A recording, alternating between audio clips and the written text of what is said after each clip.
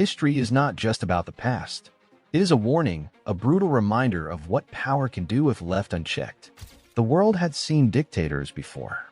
Ruthless men who ruled with fear and iron fists. But few were as unpredictable, as erratic, and as bloodthirsty as Idi Amin did. The man who had seized power in Uganda in 1971 was no longer just a military strongman. He was now a self-proclaimed demigod, an unchallenged tyrant, a force of chaos. In this episode, we dive into the years of his reign. Years soaked in blood, paranoia, and unrelenting terror. Welcome to Shadows of Tyranny, where history's darkest chapters come alive. Join us as we journey back in time to uncover the ruthless leaders and chilling events that shaped the world. When Idi Amin took control of Uganda, many believed he was a savior. The people, tired of Obote's oppressive policies, welcomed him as a liberator. He played the role well, appealing to the common man, making grand speeches and promising to rid Uganda of corruption. But behind the facade was a man who saw absolute power as an invitation to indulge in absolute cruelty. One of his first moves was to purge the military of anyone he suspected to be loyal to Obote. This was not a mere political reshuffling. It was a massacre. Soldiers were executed en masse. Entire families were wiped out. Soon, Uganda's military was no longer a national defense force, but Amin's personal instrument of terror. The people who once saw him as a leader began to fear him. Streets emptied as night fell, homes became prisons of silence, and trust among neighbors dissolved, for a single whispered word could mean death. With his grip on power tightening, Amin's paranoia grew. He saw enemies in every shadow, conspiracies in every whisper. To protect himself, he created a network of spies and informants, recruiting thousands to watch their fellow citizens. Speaking ill of the president, even in private, became a death sentence. The killings became unpredictable. Cabinet members, businessmen, academics, and journalists were rounded up and never seen again. Even his most trusted men were not safe. Amin would order executions on a whim, sometimes personally overseeing the gruesome deaths of those he once called allies. The bodies piled up in rivers and forests and mass graves. An estimated 300,000 Ugandans were killed under his rule. Some say the number was even higher. Survivors spoke of bodies floating down the Nile, of cries that echoed from secret prisons, of executions carried out in stadiums as if they were mere entertainment.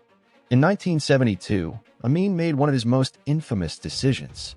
He ordered the expulsion of Uganda's entire Asian population, over 50,000 people, who had long been the backbone of the nation's economy.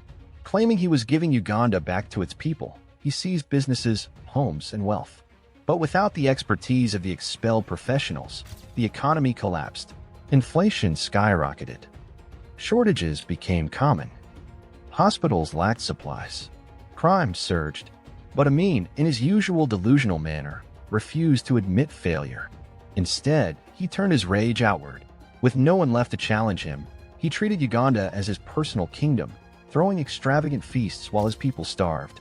He imported luxury cars, built palaces, and dressed himself in elaborate military uniforms adorned with self-appointed medals.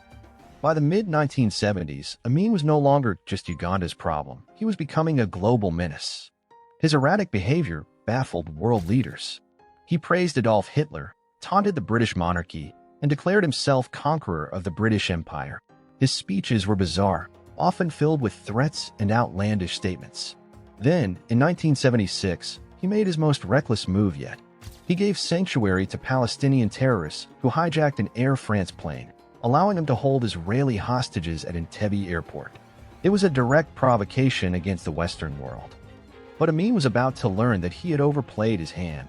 In a daring nighttime operation, Israeli commandos stormed Entebbe airport, killing the hijackers and rescuing most of the hostages. Amin was humiliated. His aura of invincibility was shattered. But rather than retreat, he doubled down on his brutality, lashing out at those he suspected of betraying him.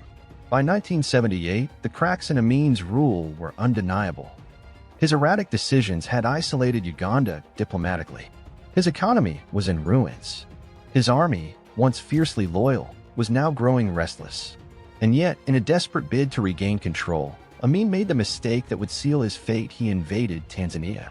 What Amin did not expect was the ferocity of the Tanzanian response.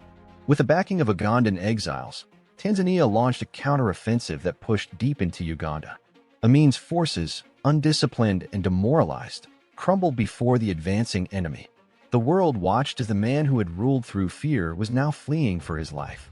On April 11, 1979, Kampala fell. Idi Amin's reign of terror was over. He fled to Libya, then to Saudi Arabia, where he lived in exile until his death in 2003. Idi Amin's rule lasted only 8 years, but its scars remain to this day. Uganda, once a nation with promise, was left in ruins. Hundreds of thousands were dead, families torn apart, a country pushed decades backward.